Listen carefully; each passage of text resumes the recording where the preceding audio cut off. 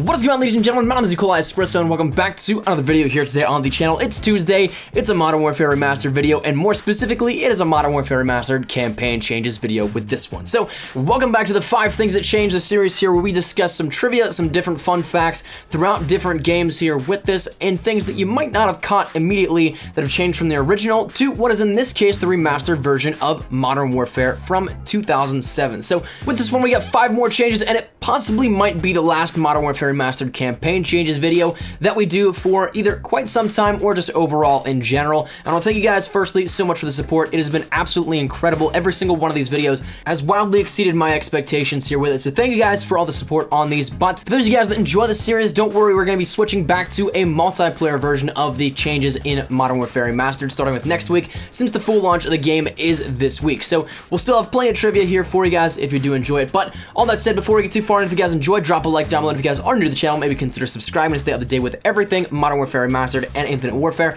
and so you don't miss anything here regarding the 5 things that changed. But all that said and out of the way, let's get into our changes here. The first one is going to deal with the mission one shot, one kill. So let's talk about the original here first. Let's get that part out of the way with this. The mission one shot, one kill, you are tasked to take out Imran Zakhaev, and you in that mission end up sniping him from a perch a long ways off, and then have to make a mad dash to get out of there. But you are of course met with resistance, and Macmillan gets injured in the process, and then you have to go through the whole excursion of keeping him alive while also escaping. But the thing with this mission was the fact that in the original, there was no silencer on the M21. When you think about it, it is kind of comedic here that you spent the entire mission beforehand being super stealthy, being super ninja-like here, and not having anything give away your position. But when you get into this mission, you have something that just sounds off like mad and would definitely give away your position within seconds. So this is something that in the original it was not silenced, but there is a little bit of a changeover when you get into the remastered version here with this. If you enter the mission just from the mission selection menu, you won't notice this difference right away because, well,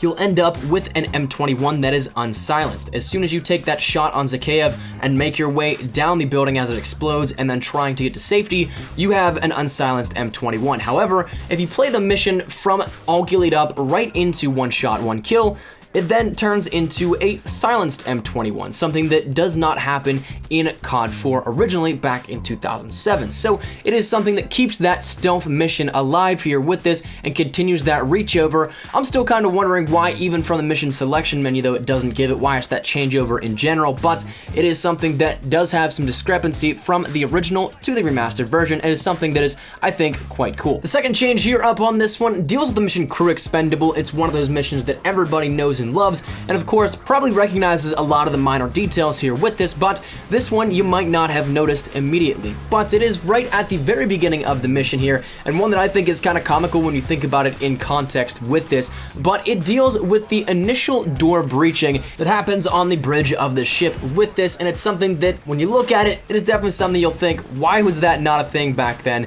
Because they even did it for another breach, but that is the fact that the turnstile lock here with this was not turned, it was only kicked in for the initial breach. Sure, it adds dramatic effect, but it definitely is not anything that is structurally sound. If the turnstile lock is locked, you would not simply be able to kick the door in, but in the remastered version, it takes care of that discrepancy, it takes care of that little flaw within the logic of the door lock here with this. They do end up unlocking it via the turnstile and kicking the door open, and once again, even further down in the mission as you enter the second half of the ship to get into the hull, that is something that when Price pulls out a shotgun, they do the turnstile lock and then kick the door open. So it's something that, if you think about it, doesn't really make sense as to why it was only half here with the original, but it's something that is kind of cool to look back at and was changed in the remastered version. But number 3 is going to deal with the mission menus once again. We talked about this a little bit here last week, but in a different fashion. Last week we mentioned all of the different excerpts that would be coming out of it, the moving backgrounds and that kind of thing here with this, additionally, as well as the minimap next to the descriptions that would showcase where the mission was taking place at in the globe. But this one we're going to be talking about the mission descriptions in general.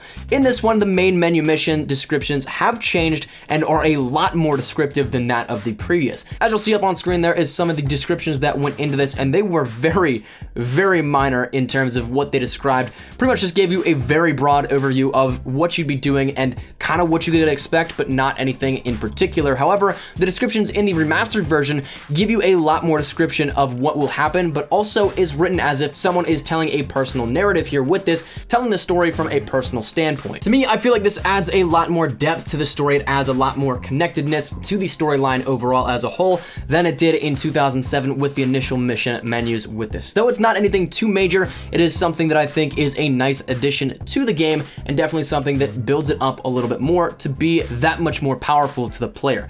Now, the fourth change within this episode we're going to be discussing goes back to Crew Expendable. We're going to be revisiting that mission once again here with this one, but it's going to deal with some of the weaponry this time rather than what we mentioned about a door being breached. So that said, let's talk about Crew Expendable for a second in its broad sense. It's a mission where you're trying to breach an entire ship, clear it out, and then get the cargo that is necessary with it.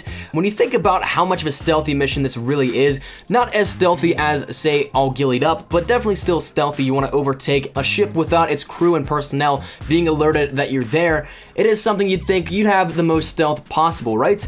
Well, in the original back in 2007, the secondary that you had was a USP, but there was no silencer on the USP despite the MP5K that you had also being outfitted with a silencer. So that said, the USP kind of didn't really fit the description of the mission and the stealth aspect with it, but in the remastered version that was changed up a little bit, and as well as having a suppressed MP5K, you also have a suppressed USP this time around. So as we can mention now, going back into this, it is like the door change, a little bit more of a logical standpoint and something that makes more sense when you think about it going into the mission as a whole and the broad perspective that it fits here with this, but definitely a cool little change and definitely adds to the nice feel of the mission. It is now more uniform and complete, I think, in the stealthy aspect and mannerisms of it overall. So that said, that is going to lead us then into the fifth and final change within this episode. This one is going to deal once again with the death sequences that happen at the very end of the mission. Game Over, the final mission for Modern Warfare Remastered and Modern Warfare back in 2007. But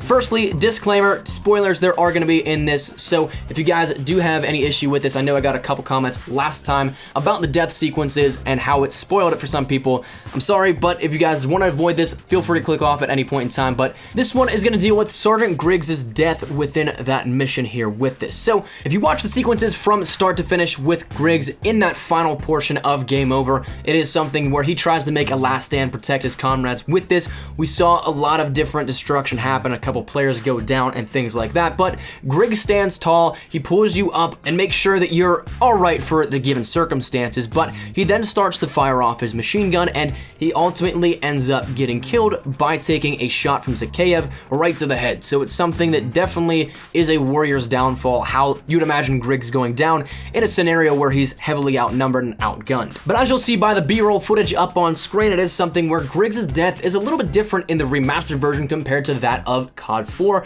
back in 2007 and the original version of this. If you take a look at some of the differences, the biggest one to me is the fact that the player is, in the remastered version, further behind Griggs to witness the death, and then additionally, Griggs also appears to be shot in the neck, not necessarily in the head as the original. With all the updated graphics and everything like that, it's very easy to see a bullet where its path travels, but it doesn't necessarily look like the head. I could be wrong on that one, but regardless, even the positioning is still off here, and it definitely adds for a little bit of a change up for the perspective of the player. Now, does it ultimately save Griggs or anything like that? Is it anything that alters the entire storyline? No, not necessarily, and it's not too big a change, but once again, it is a different piece of trivia that makes this a little bit different from that of the very original COD 4 back in 2007. So that is the fifth and final change here within this episode, and going to conclude this week's episode of the 5 things that changed for Modern Warfare Remastered's campaign. So all that said and out of the way, I want to thank you guys once again so much for watching. The campaign changes have been wildly successful, so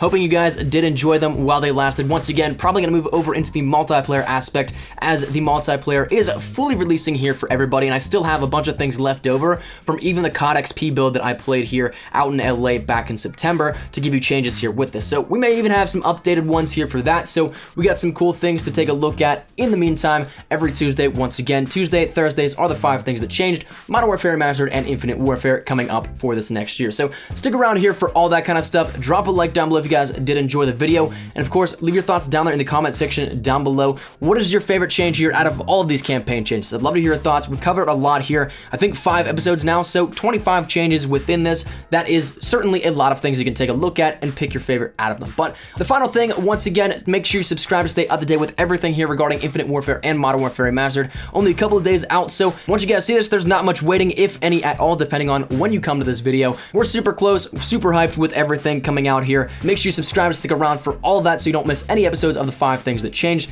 And I thank you guys once again so much for watching. You guys have extremely blown away my expectations, and I'm truly humbled by that. So thank you guys so much for watching. My name is Nikolai Espresso. I'll see you guys later. Take care and peace.